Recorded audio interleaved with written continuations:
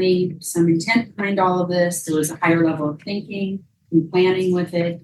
And that is what I do. All right. So this thing where he was telling me she worked from 3 a.m. till all hours of the night by herself.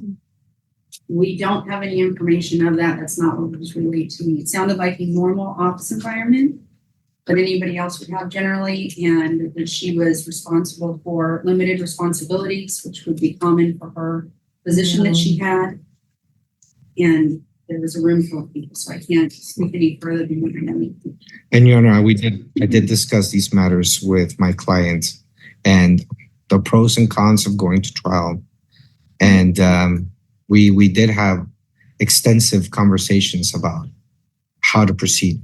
And it was her decision to come in today and take responsibility for this and go on to 4 years deferred adjudication probation. All right. Probation. Yes, Judge. I think you've heard everything that's going on up here. Yes, Judge. So what does she need? I don't know what we can do for her. My house is not chaotic. It's calm. It just. Let's see what they have to say. Judge, once the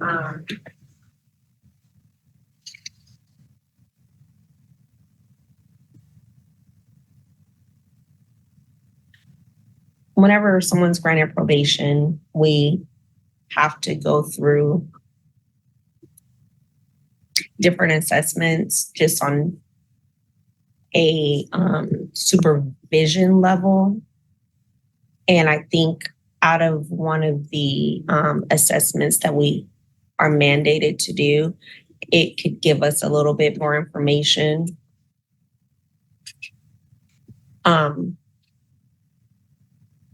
To give you clear direction on what else should be done.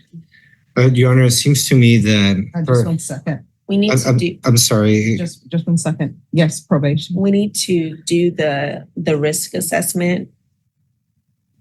Okay. For a fact, and that could give us the level in which she should be supervised. And that was what I was going to be suggesting, Your Honor. I believe that maybe perhaps that would give a better picture to the court. Anything else, probation? I would say that maybe I know there probably had been some competency issues, or we would ask that we do a mental health evaluation on our part to see if she would fit into that supervision as well. Mm-hmm.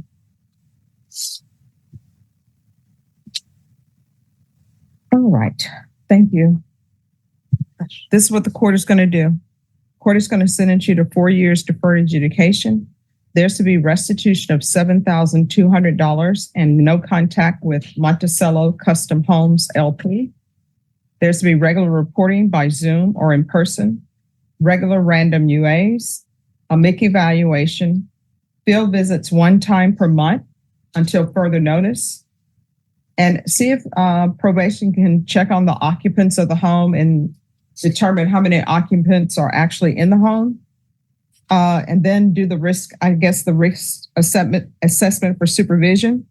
There's to be no employment related to accounting or any type of money changing hands. You're not allowed to be a cashier. You're not allowed to work with money at all. Do you understand? I can't wait to Understand. Yes, ma'am. There's to be proof of employment or SSI. Please put on your listening ears. Listen to what I'm saying. There's to be proof of employment or SSI within 45 days. And again, no employment as a home health care provider with minors or any employment as previously stated relating to accounting, cashier jobs, any job that's related to exchanging monies where she's in a position to handle funds.